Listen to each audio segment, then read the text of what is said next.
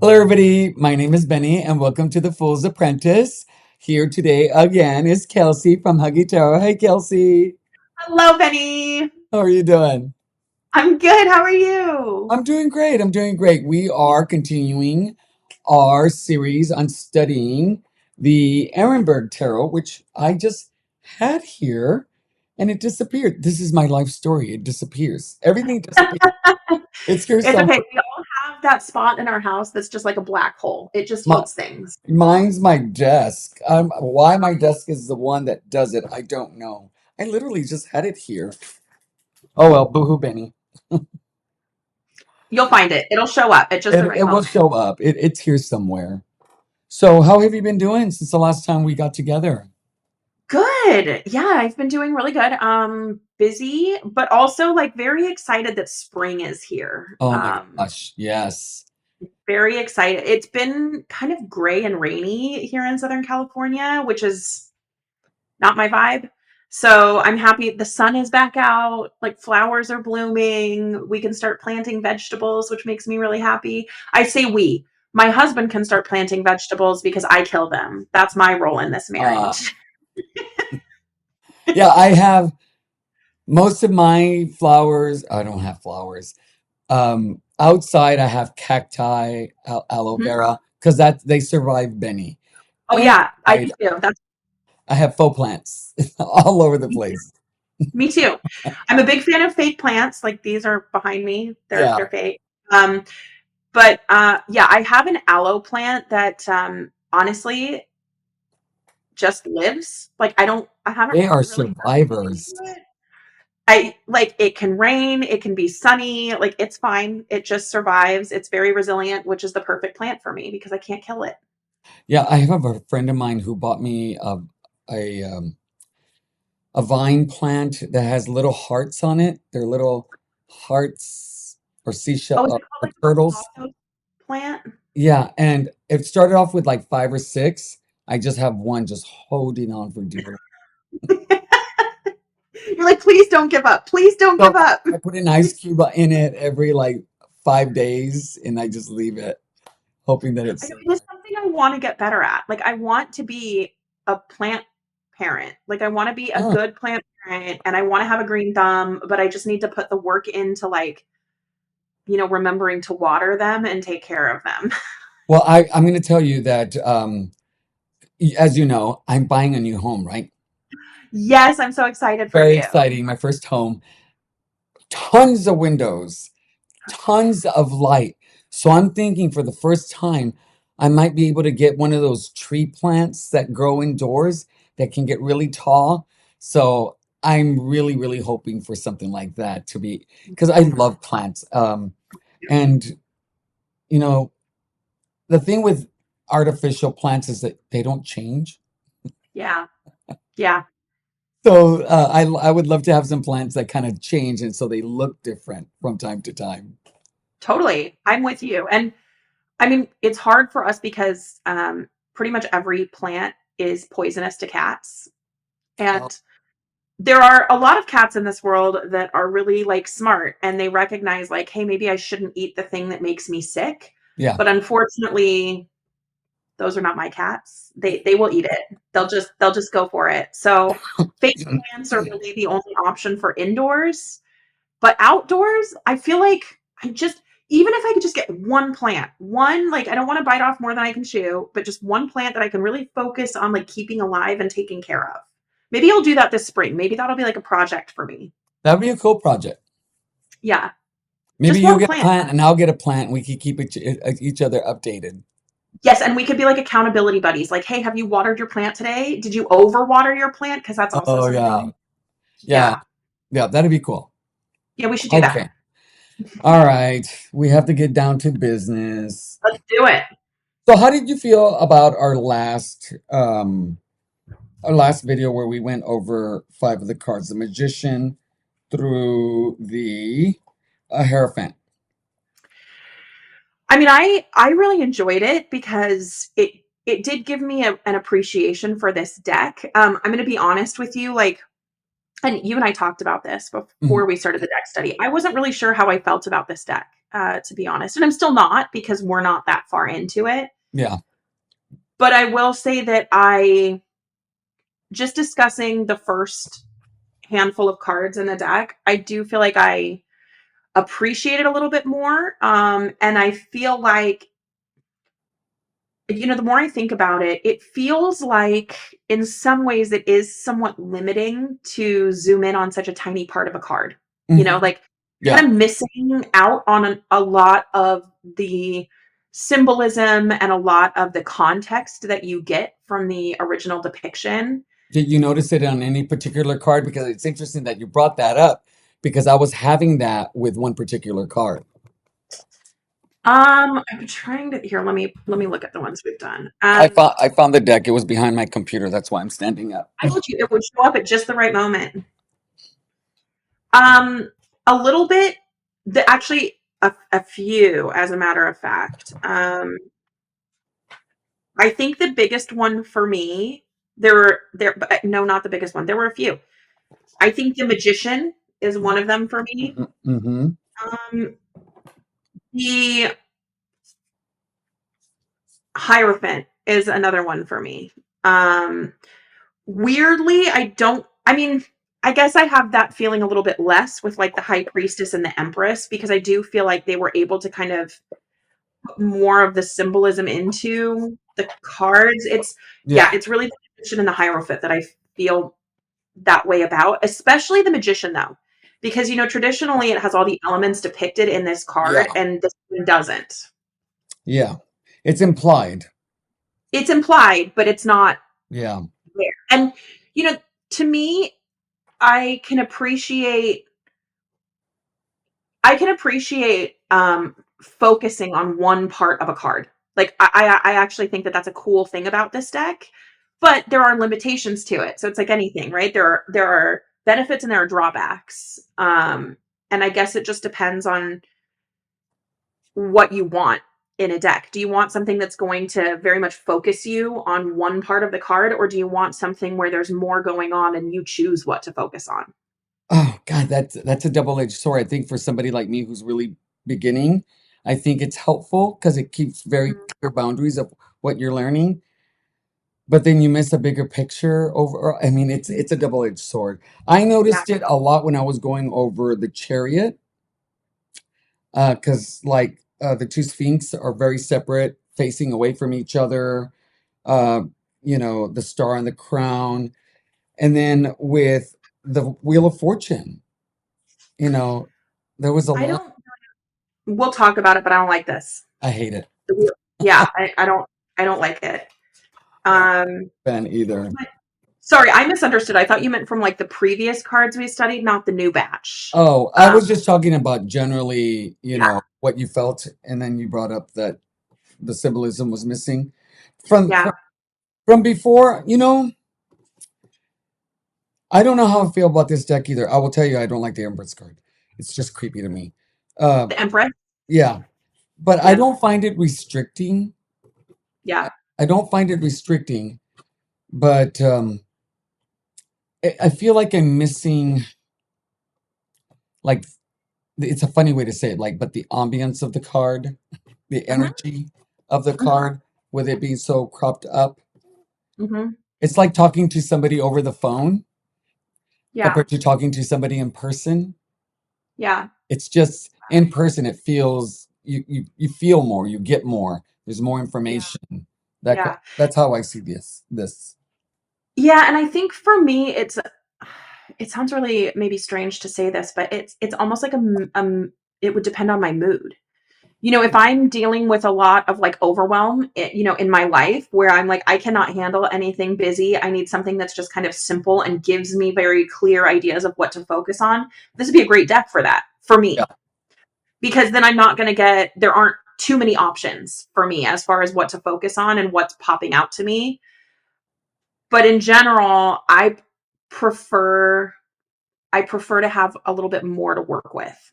I just do. And I don't want to use the word like claustrophobic. I don't know if that's the right word.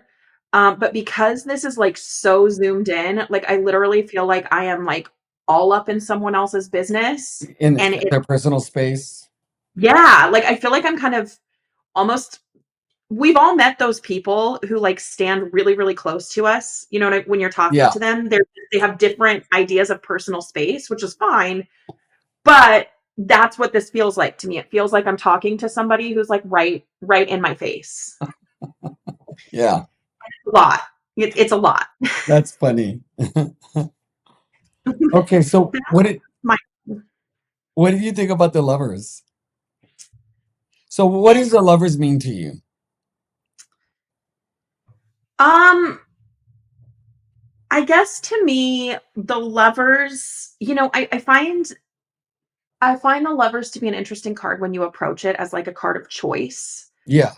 Um, and so I tend to read it in that way. And because of that, the sort of traditional depiction, like I understand like the symbolism behind it. And I think this one sort of gets at that with like the serpent. Oh, here, I should hold it up. Oh, I This have. one sort of gets at that with like the serpent in the tree, and then you have like the apple tree, and then you have, two people holding hands. Like it does kind of capture part of the meaning of that card, but I don't get a lot of choice from this version. Like I don't know if this version like resonates with me. I don't know. What do you think? Well, the card when I first started learning the tarot, I learned this card as a long-term relationship that you made a conscious decision to be like to get married to this person and dedicate yourself to them. But as I've gotten to know the card more, it really is more about choices and the significance of those choices and how those choices can be life changing or long term. And they don't have to be like life changing changes like buying a house. Yeah. Uh, it could be something as like getting, getting a different job, Mhm. because jobs, you can go from job to job. It's not a long life, but picking a career, that is a big choice. So, and then what job? Um, there are people who believe it's romance, people who don't. I believe that it can be romance compared to the Two of Cups. Um, Two of Cups is about fresh new romance. You like somebody, you have a crush, you're just starting dating. Here, you've made a commitment. So this is Yeah. about a choice for commitment. Um, And that's and- how I read it too. It's like, what are you choosing to commit to? Like, that's how I tend to think of it in my head. What are you kind of choosing to, in some way, attach yourself to or bind yourself to? Like, yeah. and so I agree with you. That's how I read it as well. I don't What know. about what about the image itself? In this image, Like the hands, the apple, the tree, the snake. Anything for you with any of those? it's fine. Like, I mean, obviously we have the serpent. Like, I think this is meant to be sort of like a Garden of Eden situation, right? Mhm. With like temptation and sort of the biblical symbolism. And of course, apples tend to represent like knowledge. So this feels very this feels very biblical. It feels very sort of centered in Christian mythology, which Yeah. is fine. Like I don't know. This doesn't inspire me, this depiction. Well, I see. Okay, so I've been taking the symbols very literally in the sense of like when I look at the hands, they really talk about finding the right fit, making sure that it's a commitment because now you're publicly saying that we are together. If you're a couple, if you're a business, if you're a partnership, um, it can mean being a good fit for me. Mhm, But then the snake kind of represents, be very careful with what you choose or who you choose to bring into your inner circle. So that's mhm, what kind of the serpent means to me. And then I was doing research about the trees and the apples, and it says that it's the tree of knowledge, which is new to me. And it represents sexuality, desire, and temptation. So I get the temptation part with the Adam and Eve and the apple. So that makes mhm, sense to me. mhm. Um, so, but when it's all said and done, does this really like, for me, this mainly represents relationships than anything else because of the hands. Mhm. So if this comes up in a reading about business, let's say, I'm like, who in the business are you, working with or just wanting to work with or should you work with? So it's really a specific person instead of like a life choice of some sort. Does that make Interesting. So you sense? feel like this version of the card is very specifically about people. Like that's For me, it focus is of because the hands are so prominent in the image. Like that's the focal point for me. And yeah, so it's hard for me to look outside of this being anything other than a person or two yeah, people or two groups of people. yeah. I mean, I think for me, maybe that's why this card doesn't sing to me because it is again, it feels a bit limiting in terms of how you can kind of interpret this card in this deck. But I mean, I think for me, I see the kind of hands as a symbol of connection, not as like a human connection, but a symbol of really like any kind of connection. Um, but that being said, again, this just honestly to me, it just feels like kind of generic. I don't Wah, know. Like wah. I've been using that sound lately a lot. Wah, wah. I know that's like that is how it feels to me though. Yeah. I'm So just being trying to be honest in like a constructive way. Like it's not a bad card. It's really not. It's just or a bad depiction, I should say. It's just like meh. yeah. It's fine. Yeah. Compared to the Fool, which I really like, the Magician, I really like, and the Hierophant, those images really like I find exciting. They're like Hmm. they bring up like thoughts and emotions really quickly for me. This one, it feels like I had to work a little harder with this one. Yeah. Yeah. I don't know. The best way I can describe it is like I have very tepid feelings about this one, very lukewarm. Tepid. Like, I like that. I haven't heard that word in a while. yeah, using my vocab, Benny, using my vocab. So we got the Chariot next. Eh, You're just that's um, yeah, I don't know. I So what does it again just what does it mean generally? actually I went first last time. You go first this time. What does Okay. this card mean to you? For me, it's about self-will, self-determination. It's about being it's not necessarily about destiny. It's about you creating your own destiny. Going after it, being in control, being a leader, knowing where you're going, having complete and utter control of the situation. And if you walk into a chaotic situation, you're the one that can, get everything in order. This feels this card is. Oh, this card also really for me is like things happen very quickly or can happen Mhm. very quickly, and regardless of how quick things happen, your mental capabilities are can respond real fast, so things don't get out of your way. But it's a lot about willpower that you have within that you can Yeah. like kind of like the magician where you can influence out, but this is more forceful. For some reason, I think a general in the military. Yeah, I mean I think mm, for me I tend to think of this also as kind of a card of expansion. Like you are like if you look at the original card, Hmm. like he is moving away from something into something else. And there's a boldness to this, like the very direct stare and kind of the confident stance. Uh-huh. Like he's leaving something behind. But because it is like early in this, in the journey, in the fool's journey, relatively early, I should say, like that lends this a boldness, that lends this like a sense of bravery for me. Because he is kind of leaving things behind and venturing into something new with this confidence, which I think is a really cool aspect of this card. Yeah, I do. I didn't. I'm surprised that you said leaving something behind because I don't see that card that way. I see it as boldly going where no man has gone before. Yeah. Well, and I totally agree with that. But I think in Yeah, order to do that, you do kind of have to turn your back on things that might be a little familiar to you. yeah. Okay, I get that. So there are things that as you're being bold and moving forward, there are things that necessarily stay behind you. Okay. To me, again, that's to me. Um, but So when this card shows up for you, how do you tend to like see it generally honestly, it depends on the on the context and other the cards, situation right? and the other cards that It, are around.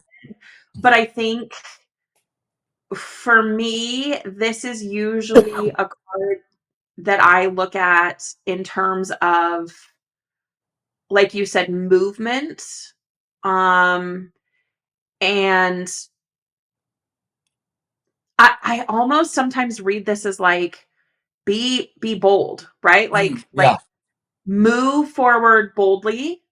But be cognizant of the fact that like as you do that, right, it means you might be moving away from things that are more comfortable to you. So there is for me like, and again, it's so dependent on the context, but for me today in this moment, probably because of like my current context that I'm in, that's what it feels like to me. It feels like, you know, be bold, move forward. And that's kind of, I guess, what I tend to start with and then expand on that with yeah. whatever I cards I tend to draw. see right off the bat. I tend to see this card as self will. You know, 'cause for me, that's just a really good base to start, and then It's a I great can expand from that.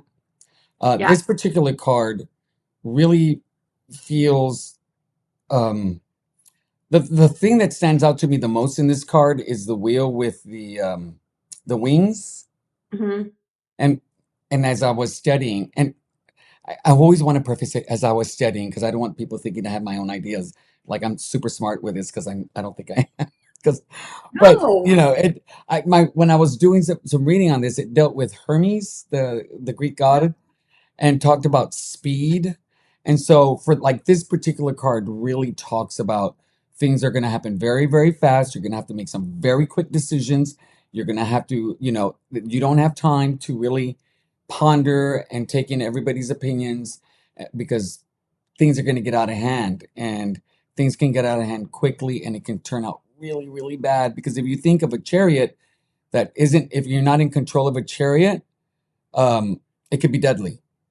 Mhm. I think this card brings up really serious consequences if you're not listening Yeah. to the card. And it's interesting too. I'm like thinking about what you were saying and what I've been saying. And I suppose in a way, this gives me sort of like almost like Eight of Wands energy, like that movement, that Yeah. speed, but like on a larger scale because it is the majors. Hmm. Um, and I think like I was listening to you kind of talk about that, like move quickly, right? Things start moving quickly. That popped Eight of Wands into my head. I don't know. Like it's fine. This card is fine again. I do like the connection you made to Hermes. Like I think that's a really cool connection. And I do think that, this new depiction of the chariot did a good job of like it shows us his armor, Hmm. right? Kind of geared up for battle. And we do still have like, here we go, that sort of fiery wand Yeah, the energy. wand, Um, and the Sphinx. the sphinxes are a little for me. I know you mentioned this, right? Like they're really close together. Yeah, they're overlapping. They're almost precarious because they could end up tripping each other over. Um, Yeah. and I was reading on the Sphinxes, and I still don't have a very clear idea of Sphinxes. I was reading. So for people who know, I'm using Rachel Pollitt's 788 Degrees of Wisdom, Kitchen Table Tarot, and Holistic Tarot. And so they talk about it, but briefly, but it didn't feel very fleshed out for me. So um, that's something I'm gonna have to go back to because they're so prominent in the card. I feel that Yeah. I really have to learn more about their role in the Chariot card. Yeah. Um, What I'm realizing as I'm doing this with you, there's a lot to learn. There's so much nuance. yeah, I agree.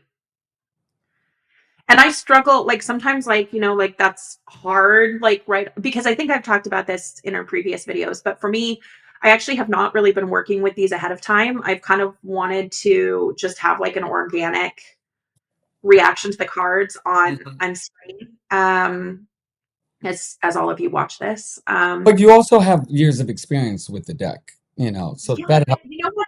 I was talking to Jason, my husband, about this, and I was like, I still very much feel like a beginner and a novice and a learner. And that's just probably how I'll always feel because I tend to just, there's always more, right? And that's something I love is there's always more to learn and there's always more to process. And it's one of the things I appreciate about being able to talk to you, Benny, and so many people in this community is there are people I can talk to help me flesh things out when they don't make sense to me.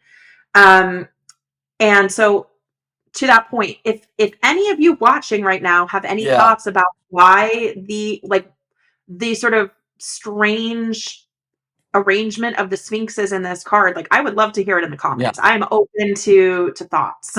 yeah. Me too. I was gonna actually say, do you have ideas on the Sphinx that would be helpful and beneficial to me? Because in reading those two iconic, tarot readers, I still feel like I don't have a good handle on the Sphinxes when it comes to the Chariot. Yeah. And I'll be honest, like I don't that's not what I tend to focus on when I look at this card, but I would love to know more about it because maybe then when I draw it, it gives me more to work with. I've just Yeah. never really taken time to focus on them, or maybe they've never really like popped out to me when I'm looking at the traditional card. Yeah. But in this Well, one, it's hard to avoid they're half them. the card. Yeah, they're half the card exactly. So it's not I can't really avoid them in this one. And I mean, they are staring at me. Like this Yeah. is aggressive eye contact. And now I was reading, I think it was Benabel talked about their contradictions of both of them. Oh, I forget their wording, but their contrasts. And if you look Yeah. at their eyes, they are very different moods when it comes to their eyes. The one on the right looks almost angry, Hmm. and the one on the left looks almost very calm. Yeah. Yeah. They are giving off very different emotions. Um, you know what And I'm maybe actually it, now as we talk about this, you know what it's making me wonder is like who's in control? Is it the person driving the chariot? Is it the sphinxes? Like who's in control in this card? well, I was thinking that he's the charioteer is still in control. And what is showing me that he can control any situation, any mood, because regardless of who's in the room, he's the one that has overall power on what can happen. So it doesn't matter if you have something that's very challenging or something that is very easy to manage. Uh, the charioteer is the one in charge. He's driving the chariot where he wants it to go. Interesting. And the people may not like where they're going, but they're going to go anyway. Okay. Yeah, I like that. Do you think it's like control over himself, control over other people, control over the situation, I think it's all of it. all of it? I think it's all of it. But it starts with control of himself, because, like a leader, I'm going to go back to the general. He's in charge of all these people's lives. He has to make the hard decisions. He's the one that has to rein in whatever's going on internally, emotionally, to be able to be the person that people want to follow. And no one's going to follow somebody who does not have control of themselves, their emotions, their thinking, their choices. Yeah. I mean, it's interesting then that this comes before the strength card, right? Because it sounds to me like essentially self-control is necessary in order to sort of be able to exert that same control over others. Well, for me, I mean, strength is more internal, and I know I explained it more internal, but this is more about you and what you're facing. This is more about um, how you're dealing with outside stuff, how it's affecting you in the decisions that you make. This is really Okay. about. how you're controlling everything out here and how it's affecting you. Here is So about, this is more about the external world. yes, for me, And this is more internal. yeah, okay. Now, So this can apply to external stuff as well, but yeah, I think it leans more external, more internal. But I think yeah, there's an overlap. That's why I think they're next to each other. yeah, yeah, totally. Any other thoughts on the chariot? Nope, not at all. Do you like that depiction, or are you sort of like where? Um, What's your rating of that card? Where do you fall on that card? like a 6. It's okay. It's not horrible. It gives me what I need, but I don't get the sense of, I don't know. I'm looking at the chariot in my journal. I don't get the sense of how much willpower it takes to control the chariot compared to the original, because the original, the chariot is huge, and then he's got these two speeds Mm, that he has to control. Here, I just get a little glimpse of the chariot, yeah, you know.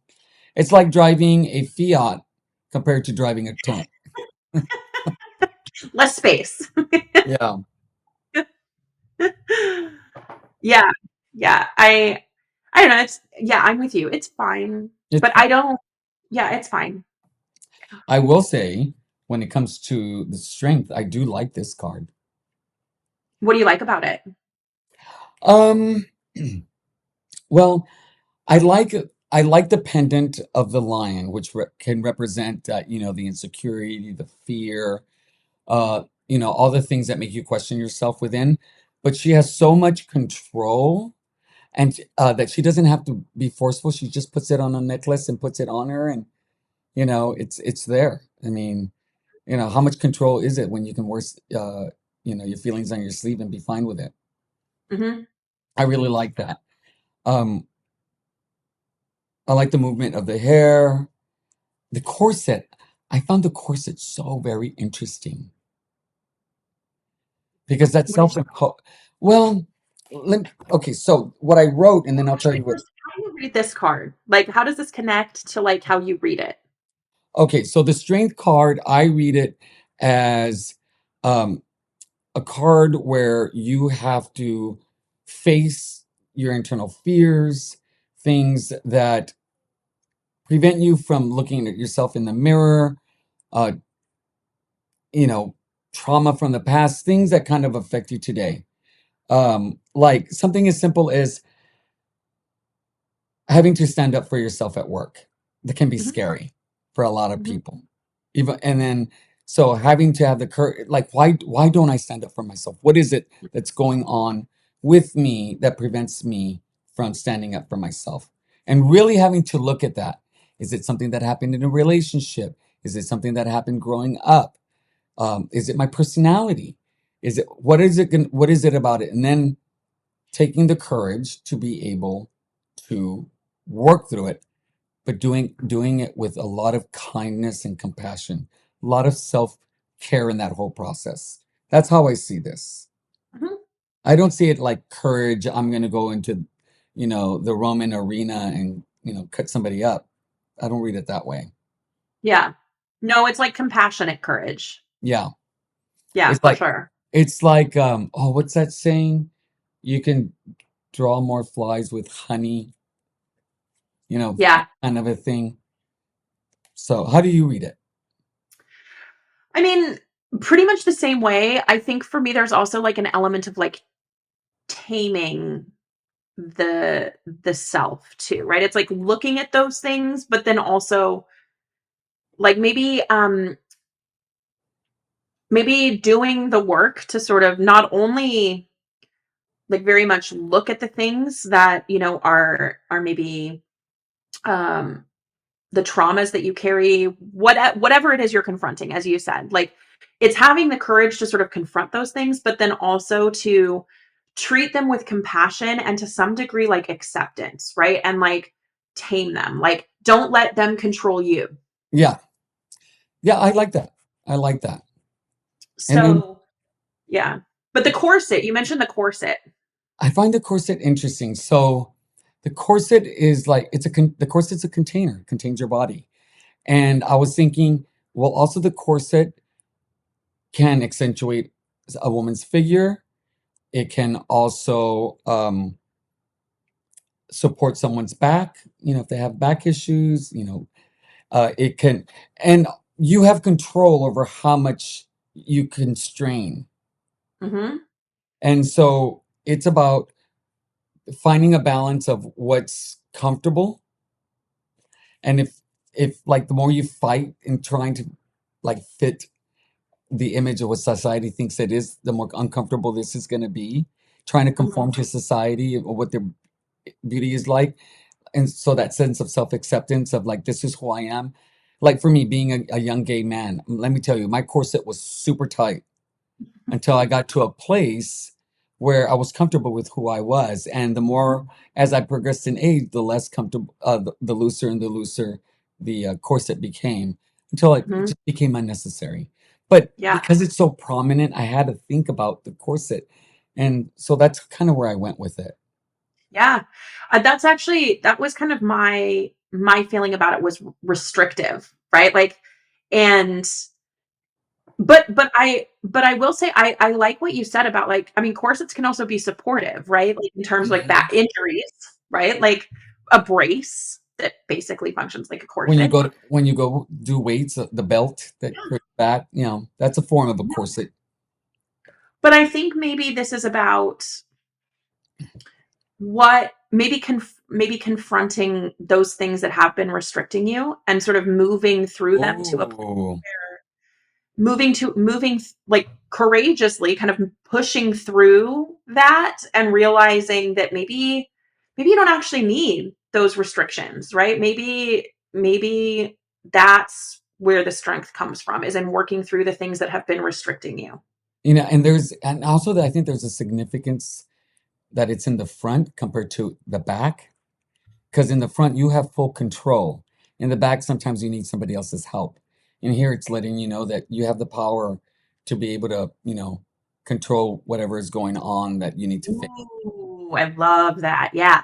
Yeah, yeah, yeah. I dig that. And I wouldn't have thought of that if we weren't having this conversation. I Well, think I that's the mean, power of I having agree. like somebody to talk to about cards because things come up that you normally wouldn't think about. Totally. And the other thing too that's really great about it is people are going to see different things in different cards and different decks. And that's part of the dialogue Mhm. too, right? Is like people watching this might be like, guys, you are literally like losing your minds. That is not what this means.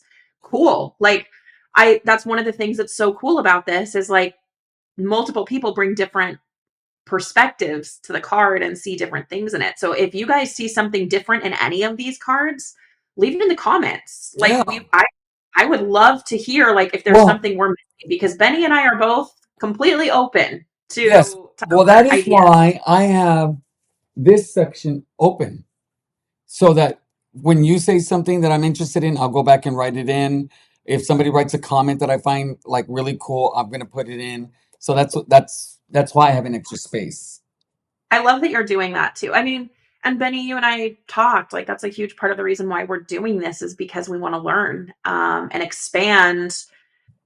I think it's easy to get into a rut, right? Like you start to see a Yeah. card one way, and a really easy way to combat that is to do things like this, where I you think talk to people about it and see what yeah. they think.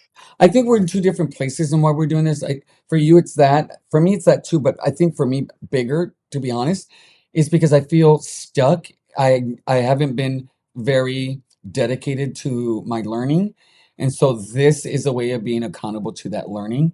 And so that's really probably well, between wanting to work with you, really that it is wanting to like dedicate myself to like getting through all the cards because I haven't to. I'm telling you, I'm dreading going to the court cards. I mean, I don't know what it is with my brain and the court cards. Like there are days, like I've said, there are days where they make sense, and then there are days where I'm like elevator music in my Yeah. brain. Like there's nothing. And So my brain's like, elevator, there's an elevator? yeah, I mean, like we'll get through it. We'll work our way through those together, and everybody will get to see us struggle, which is part of the learning process. Yeah. Honestly, is the struggle, and we need to normalize that. Like You don't need to be an expert to get on camera and talk about something, No. in my opinion. Well, I think that's half the fun, and for me doing this is I have these little mini epiphanies as I do this, and also I like the fact that me not knowing a lot kind of normalizes people not knowing a lot. Yeah. And I mean, I think there's something to be said for, I mean, modeling that and like it is a vulnerable thing to do to get on a screen and talk about something that you're just learning. Um, but more people should do that, in my opinion, and be candid about the fact that you're learning. Like, don't sell yourself as an expert on something when you're not. Well, But like, there's a I've learned this is something I've learned a while ago that there is a lot of power in letting people know that you don't know a lot because then mhm, what happens is they give you a lot of grace generally and they can be very supportive. They'll come and help you. They'll go mhm, out of their way to help you.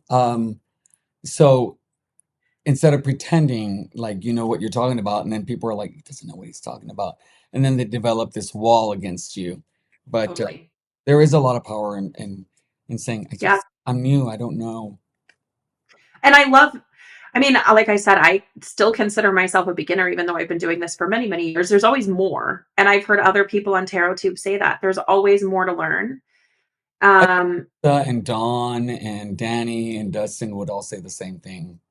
So, yeah. And I think humility, right? Recognizing like, hey guys, I don't know everything and I never will. And that's okay. Like I'm just working through this with you, Benny, which is my favorite part of this is being able to learn and study with you.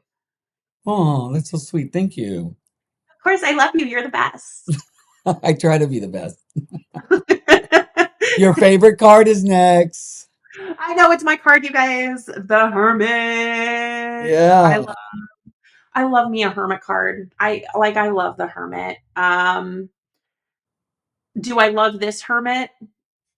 Eh. If yeah, Again, yeah, this hermit doesn't really inspire a lot for me. yeah. I feel that I'm actually missing a lot because of the way this one's depicted. So This gives here's me a the lot of emotion. yeah, because you can see his face. He's kind of looking down. Like I mean, I know you can't see his face in detail because uh oh, sorry, What? my phone just started ringing on Oh my yeah, I turned computer. mine off. I turned mine. Um, yeah, I didn't even think of that because nobody ever calls me. I usually just get text messages. um, but anyway, you can see the hermit's face in this one a Yeah. little bit at least, and sort of the Mhm. angle of it, which can give you that emotion. I totally agree. I mean, this one, it's a lamp, it's a lantern, and I totally get like light of knowledge. But the thing about this one is like, he's moving, like it's barren. It is a kind of barren landscape around him. This one, I mean, he's in the mountains, but what else is going on? Like, I don't feel like I have a lot to work with here. Yeah. It's really more about the symbol. So what does the hermit mean for you? The hermit for me tends to just very much be like a card of introspection, of going inward, of sort of retreating inward, of reflecting. Um, and there's a stillness to it and like a quiet to it that I love. Um, and so again, like obviously it depends a lot on what pops up around it, but that tends to be what it is for me. It's like a card of reflection, of inner work, um, and the awareness and kind of enlightenment that can come from doing that work. Oh, Uh, like that enlightenment. There we go. Transformation. yeah, So, yeah, I know I feel like I really have a clear understanding of this card for me because 13 years ago I went on a silent meditation 28-day meditation retreat. wow, And the vast majority of the day was done in either sitting meditation, walking meditation, mindfulness meals, where there was a ceremony with how we ate our food. There was no talking. Like if you wanted, you sat in these in squares with two people in front of you, two people on either side, a person on each end. And if you wanted seconds, you would put your bowl out and you just sat there until somebody recognized you, and somebody would have to serve you. You couldn't serve yourself. Sundays, um you weren't allowed to read, listen to music, take pictures, anything. You weren't allowed to be distracted by anything. It was just you, your mind, and your environment. And I developed a really deep relationship with my mind. I got to learn thinking patterns. I got to find out what was important in my life compared to what I thought was important in my life. And when I left there, how I was going to live my life was completely transformed. My priorities got shifted. I started taking action, and my life looks different today. I think a lot of it because of what I did in that 28 days. And so this card, because I learned a lot about myself in this. I learned, and so today, because of that experience, people can come to me and get advice on certain things because of it. I love this card. This Mhm, card really is about being very, very present in the mhm, moment. It's not really about thinking in the future or what's going to happen in the future or what really happened in the past. It's about you, your mind, everything, like right here, right now. mhm. That's how, I mean, I totally agree. That But this card doesn't give me that. no, and me neither. This I'm gonna say something. This is towards the bottom of my list of hermit cards for Is just that reason. For yeah. just that reason. Like I don't it's too focused on one thing, and the one thing that it focuses on is not, it's an oversimplification of what this card is for me. th- I get this as like a lighthouse where people can come to for answers, but that's about as far as it goes for me on this particular card. I will be honest with you, like a hermit card is like the hermit card in a deck is a big deal for me. Benny, I know yours is like the 5 of Pentacles. Like Mhm. this, the hermit card is one of a handful of cards in a deck that can kind of make or break it for me. Is that a Um, deal breaker for you with this card, with this deck? I don't hate it. Like I don't hate it. Are you I sure? just yeah. I feel like it's just an oversimplification. Mm. And to me, what that does is it suggests, it doesn't necessarily mean it's true because we're going to work through the deck together, but it suggests to me that, at least for me, there might be some depth missing from this deck because of how focused it is on one Yeah. thing in each card. This feels very cold and distant compared to the original Hermit card, which feels, I just don't feel the emotion doesn't come up for this. It's just like if I'm like it's like if I'm a person that hasn't really tapped into their feelings. They're very cold because they've had to be very protective of their because they've been hurt.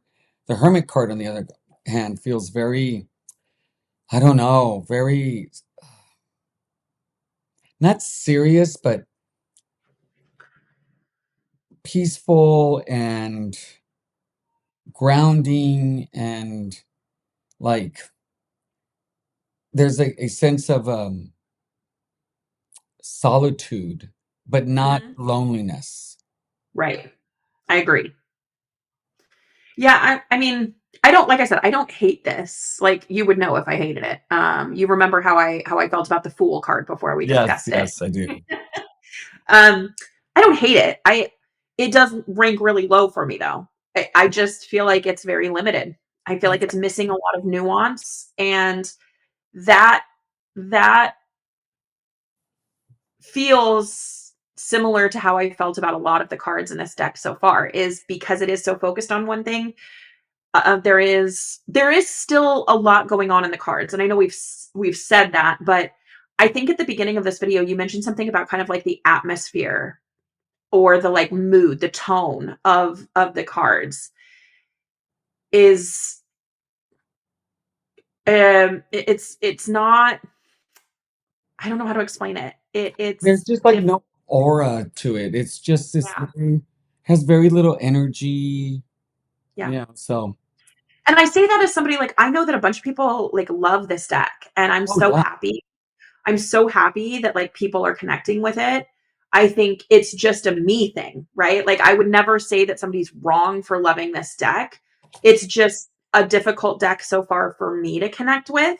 Um, for those reasons, Benny, that you've So, mentioned, and I've mentioned. so the difference between these two cards is for me, this card, if I pulled it and it came up in a reading, um, there would be a lot of inspiration that the card would bring up for me in the reading. This particular card, I would have to uh, rely on knowledge, like my rote knowledge of this card. So that's how these two cards are very different for me. This will, Yeah. and but depending on the cards, this will really come. Something will come up with this. This I don't think it matters what the cards would be. Rote knowledge would be what this I would rely on for this. Does that make Yeah. sense? Yeah, totally. I mean, and here's what I will say, like I do think the artwork is lovely Oh in this. yeah, yeah. Um, it's purely just like a vibe check thing, like an energy check. And at the end of the day, it's about the balance, right? There could be cards that I like in a deck, but overall the balance is just not there and I probably won't reach for it. That's just the reality. And I don't know where I fall with this one so far. Well, I think I do know where I fall that so far with this one, but that could change. there does seem to see a sense of isolation in this one. Yeah. Yeah. But for me, there's also something about this card that gives so when I was okay, a story. When I was in college, some of my friends I grew up in Colorado. So like we would go up into the mountains and go camping on the weekends, my friends and I. And one of my friends had like her family had a cabin up in the mountains. And so we went up there and it was in this like really rural area. And it was one of those like crystal clear, freezing cold nights in the winter when we were up there. And we like wandered into the woods where there was this clearing and to go like watch the stars, to look at the stars. There was like a group of 6 of us. And we all had, I mean, honestly, we just kind of dug up lanterns that were in the cabin. And so we were like wandering through the woods at like midnight to go and look at the stars with these lanterns. And so there is this sense to me of like maybe exploration a little bit in this card. Ah, Like, inner but exploration. yeah, maybe. But again, it's a maybe for me. Like even with that connection, this card still just falls a little bit flat for me. Did you notice the star in the card? Which one, the original or this one? This one. Yeah, with the lights kind of coming Yeah, off the candle. Yeah. yeah. I mean, it's there. The star is there just like in the original lantern. But again, there's something about this that's just not Okay. landing. Yeah. All right, last one. The Wheel of Benny, Fortune. tell me how you feel about this card. Well, um, okay, so let me show you. That's it. And usually you have like a full I page. struggled with this card. Yeah.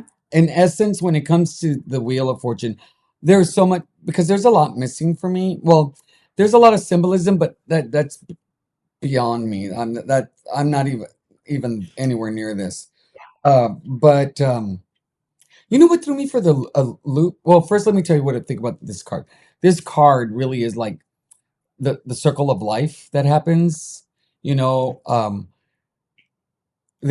life isn't linear. I don't think it can be time wise, but it's very the karma card for me. You know, what comes up must come down. What you put in, you get back. That kind of stuff. It has no beginning. It has no end. That's another thing. Everything in between. So, like, if you look at the bottom, that would be the end. The top would be the beginning, and then everything in between um, can represent change that's going to happen, probably sudden change that's going to happen in someone's life, but not in the same way as the tower. Look at me, I'm comparing cards. Oh my God, I've done it twice already. I'm making progress. I can compare cards. You're 100% making progress, Benny. Absolutely. But yeah, it doesn't. So I think the tower card is more about sudden uncomfortable change. Um, this card is more about the constant change that occurs in life, the good and the bad. And so, and here it's not always uncomfortable. This card doesn't always have that uncomfortable feeling because when things are going good, things are going really good. Hmm. So I think that's how this is different. I was thrown by the hat. I was thrown by the hat. You? I mean, okay, so for me, this tends to be like a card of cycles. Like you said, it is change, right? And it's like a what like life is just a series of cycles, right? Like sometimes you're going to have good times and sometimes you're going to have bad times, and that is just a wheel that keeps spinning. And you're kind of on this ride, right? You're on this ride and changes are going to happen to you. And I don't tend to think of this card like as I don't want to use the word destructive for the tower because I actually like the tower card in a strange way. I appreciate it. But that does tend to be like more tumultuous, I suppose would be the way to put it. Yeah. It's a tumultuous change. This one to me is just sort of like the cycle of life, man. It just rolls, right? Things come, things go, things move, things flow, and you just kind of have to accept that you're on that wheel. It feels like life is a gamble with this card. Interesting. This to me reads almost like and I don't know why, a carnival, Yes. like like but an old timey carnival, like And the a guy has a cane with a little exactly. curve. Yeah, exactly. Like old-timey 1920s state Yeah. fair or World's Fair vibes with the hat. Like, come one, come all. Yeah, yeah. See what happens. When I was looking at this and I was thinking, it feels very I was gonna say Russian roulette. Oh my God.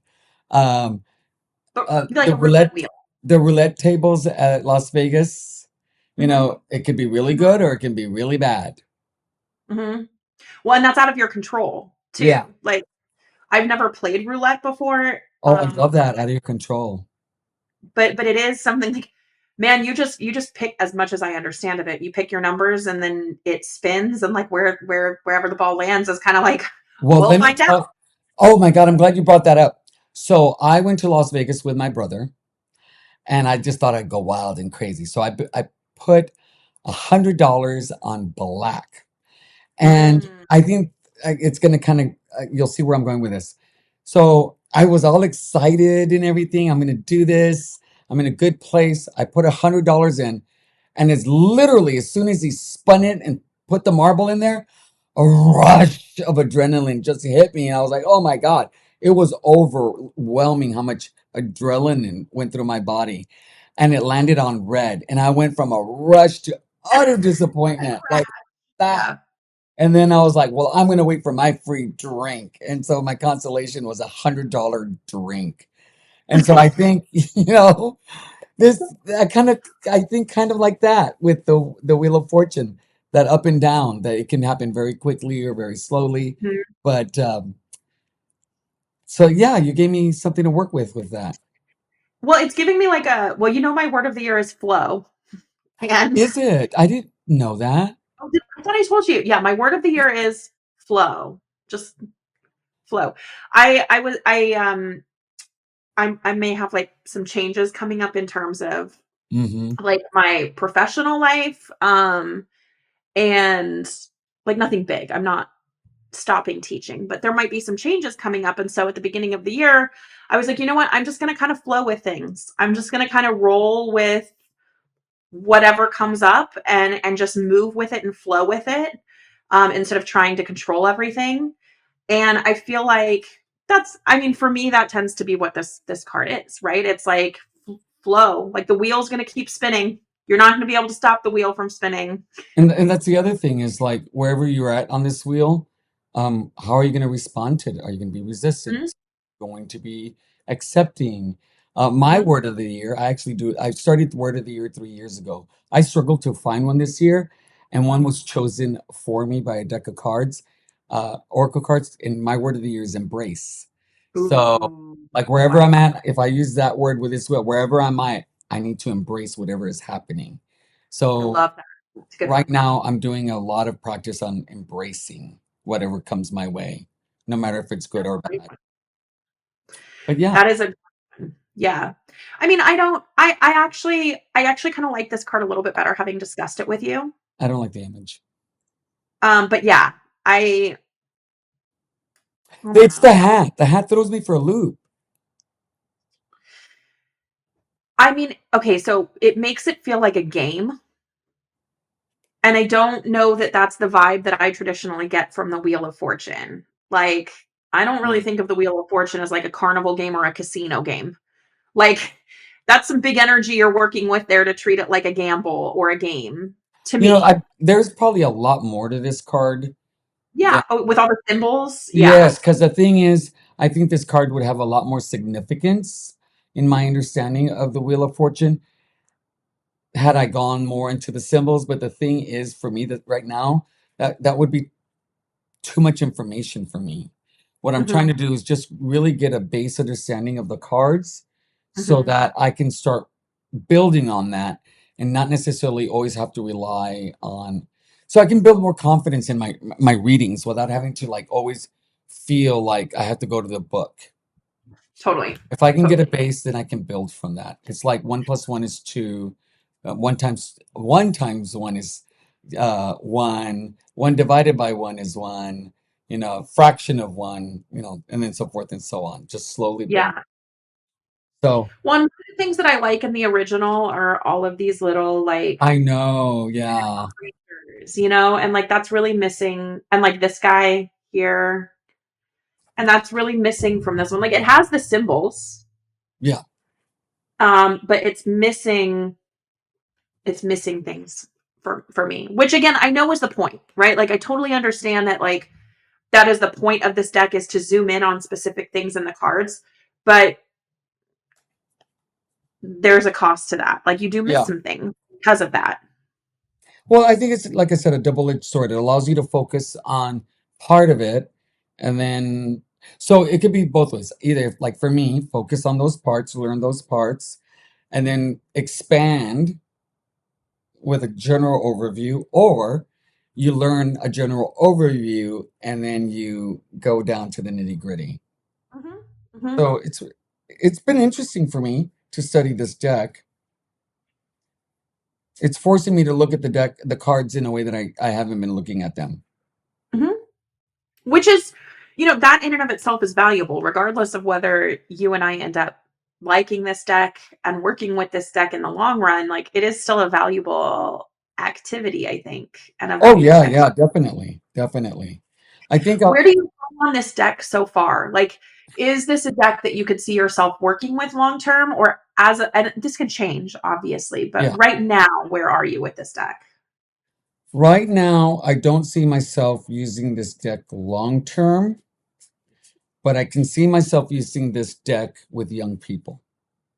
Mm, I can see myself, or somebody who's brand new to tarot and getting a deck that feels not as mysterious and dangerous or scary or threatening. mhm. This would be like one of those decks I would use to just ease people in. Yeah, less overwhelming. I could see that. Yeah, yeah. Yeah. You?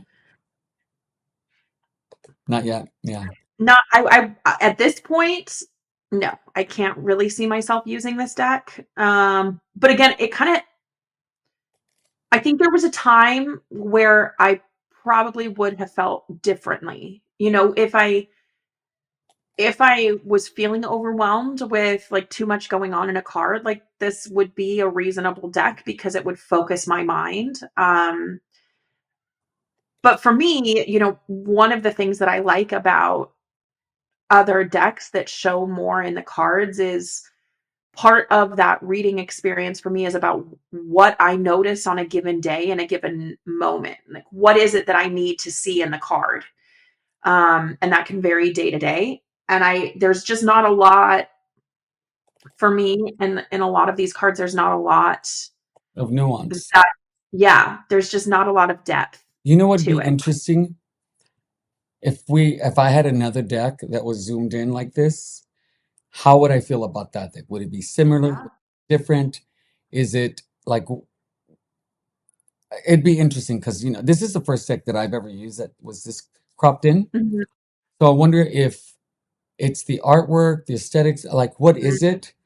And mhm, would I feel the same way if it was a different deck? Like if the Terra Volatile had been cropped in, would I feel the same way? mhm. Yeah, that's actually a really good point. I'm sure there are other decks that are super zoomed in. I just can't think of any. So if any of you know of like any other decks that are really, Mm, really zoomed in like this, post them in the comments because I would be interested in taking a look at those and yeah. seeing, is it an issue with the fact that it's cropped in, or is it something else that's making it hard for me to connect with this? Yeah, I would love to see a walkthrough of another. I'm avoiding doing walkthroughs of this and going through all the cards because I want a first like real experience with it. Yeah. I- And also, I may see somebody do a walkthrough and it could completely change my mind on how I like the deck. Hmm. And so that's another reason I don't want to look at walkthroughs of this deck. Yeah. You don't want it Uh, to like skew your yeah, perception. it's a super popular deck, so I know people love this deck. In Mhm. fact, I was talking. Uh, oh, I can't remember. Somebody was talking about this and how much they loved it. I just Yeah. can't remember right off the bat. I mean, I know a lot of people who love this, and some of them are my friends. Other tarot tubers and other people on Instagram who love this deck, and I love that for them. Like, I will never be one of those people who's like, well, because I don't like a deck, it's trash. Like, that's just not me. I'm glad that people are connecting with it. I'm just personally struggling to at this point. But again, we're only like 10 Yeah, cards 10 in, cards in, so that's 11 cards in. I will say 11. that for me, it's right now it's balanced. Half the cards I really, really like. Half the cards I'm kind of neutral. I Yeah. think the only one maybe I'm not really fond of is the Wheel of Fortune. But other than that, I Oh, love you the don't Fool. like I You think the don't like, Magician's my favorite. yeah. Really love the Magician. Hierophant, Empress is nice. The Emperor's nice. I like the Hierophant quite a bit. Lovers, Chariot, Strength I like quite a bit. Mhm. So Hermit not so much. So yeah, I think it's an even balance so far. Yeah. Mine is ambivalent, but leaning not my favorite. Okay. Like, but again, we're only 11 cards in, so we still got a lot to go. And Have any of these I cards just, kind of opened up your perspective on any of the cards, like definitions or how you view it in any way compared to what you were generally thinking about the card meanings? let's see. Do you know what I'm asking? That was kind of Oh winded. yeah, yeah. Yeah. Like, have any of them kind of given me a new understanding or view, like new perspective? Um,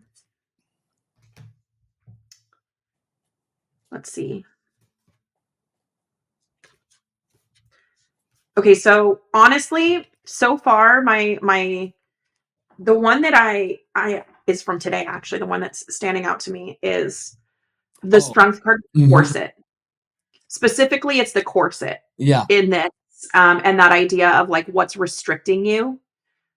What do you need to loosen? You yeah. know, I really love that.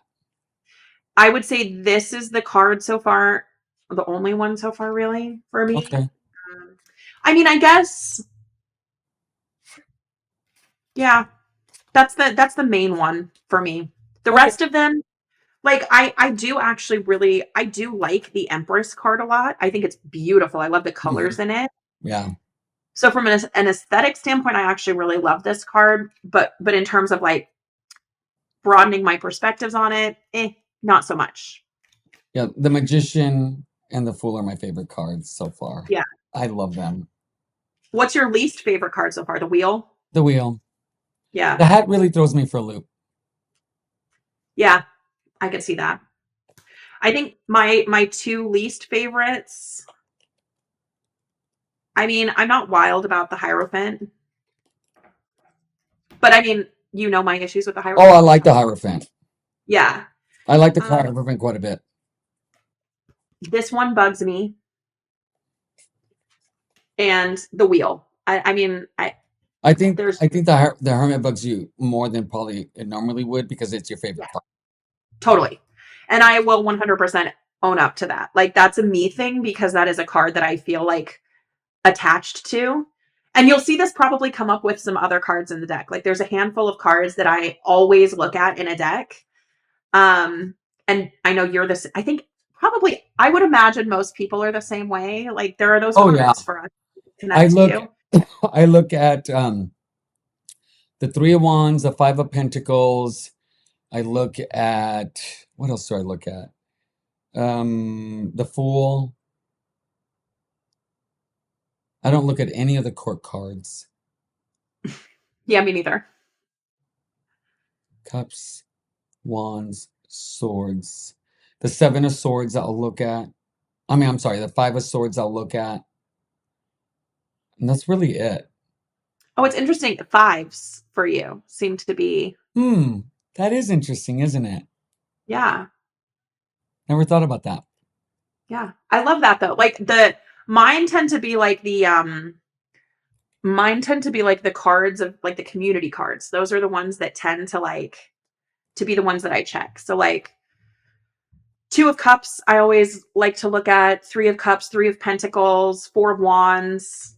Those sorts of cards are the ones that I like to look at a lot. I also like to look at the Three of Swords purely because I want to see what they do with that Yeah, card. the three and the Eight of Wands. I do look at those as well. I want to see Yeah. like, did they do anything exciting?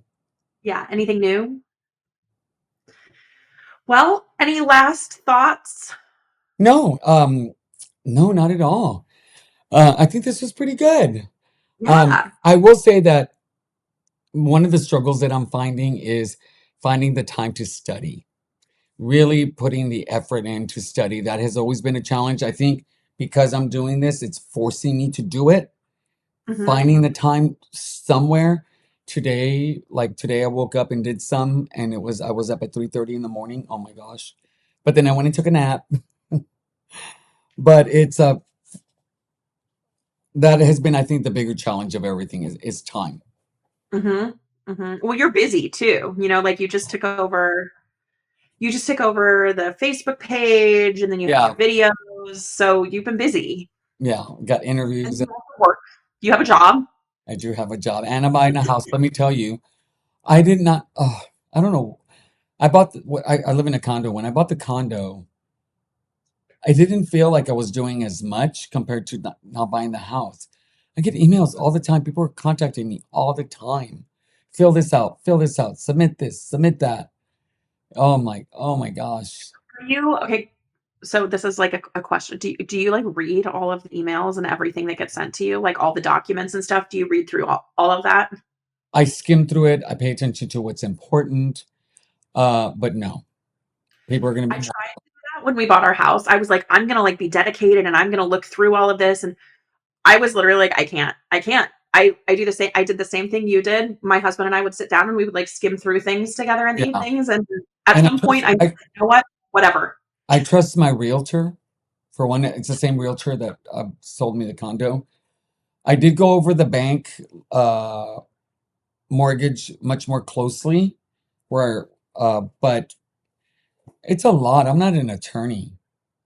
I know it is a lot. And it's just nonstop. Like you said, it's constant emails with like new things for you to look over and sign. It feels like I'm in the Wheel of Fortune, up and down, up and down, up and down. Totally. Totally. I remember like we loved our realtor and trusted him completely. And that was probably like the best and most important part of it was like I would text him and I'd be like, do I just sign this or do I read it? And he'd be like, Yeah, you can just sign it. yeah. And I'd say, what does this mean? She'll explain it. Yeah. I was really worried about the mortgage company. She talked about how established they were and how many years Yeah. 'cause I haven't met anybody from the mortgage company. Everything's been through text or Yep. phone. Yeah. And I'm like, I have understand to these say, like, people. I told my realtor this too. I was like, I feel like a good realtor is like almost partially a therapist because there's so much anxiety. And like, I don't have the legal knowledge that's required to buy a house and write all the contracts. And so, our poor realtor was like dealing with our anxiety and, like, is this going to get handled in time for us to make sure we can get this done in time? And so we were like texting him late at night and he was talking us off the ledge. A good Oh realtor yeah, is worth their weight in gold. my Worth realtor their asked, do you want to go look at houses this weekend? I said, I've decided I'm going to pull back. I'm overwhelmed. I'm really stressed. Uh, and then the next day, I sent a whole bunch of houses. Oh, and that's so you're moving later this month, right? No, no, no, no, not till July 1st because the people that July bought 1st. the house, uh, that person doesn't graduate from school until June. Got it. But my realtor was telling me how she's been working with this woman for 6 months. They put a contract on the house, everything was ready. They just needed to sign one more document, and the person retracted the offer. And I was like, what? They made you go through all that? I can't believe it. That's horrible. Oh my gosh, what was she thinking? Then I put an offer on a house and I retracted. Oh my God. And I was like, I'm that woman. No, I mean, it wasn't like a 6-month process. I think No, you had to no, it put in wasn't. like But a week. it was the right decision for me at the time because I was trying Yeah. to put the house on me that really wasn't a good fit. Thank God I have really good friends to call me out. And then I walked into this house and I was like, oh my God. And then You I had just to know. ask, like, yeah, but then I had to ask, like, how much is it? Because it felt like much more expensive than I was going to pay for it. And I was like, Mhm. okay, I'll take it. But you Yeah. got two more places to look at. No, I don't need to look at any more places. And so they made me go look at two more places. I'd walk in, nope, this ain't it. Yeah, I know. We did the same thing after we saw the house we ended up buying. We still went and looked at a couple others, but like one of them, we walked into the entryway and I like looked around and I was like, nope, we can go. Yeah, Like I didn't even look at the rest of the house. it really is true. When you walk in, Hmm. you know, Hmm. you know. Yeah. And the And I condo have, didn't have that. The condo oh, go didn't have that feel for me because in my price range, there were like seven condos and six of them were less than 600 square feet. This one was over a for- thousand square feet. So we're like, we'll take the thousand. Yeah, yeah, totally. Well, I mean, and it depends on like what your priority is at a given moment, when you buy a place. So, But I'm so excited for you. I can't wait to see how you decorate the new space oh and my, like set up the tarot room. I'm gonna have two rooms. I'm gonna have a tarot video room, tarot tube. And then I'm gonna have a study, my dining room, which is separated from the rest of the house, kind of. I'm gonna make that into a study with a desk and a chair and shelves, and that's where I'm gonna do my studying and my journaling. I love Just that. two separate places. Yeah.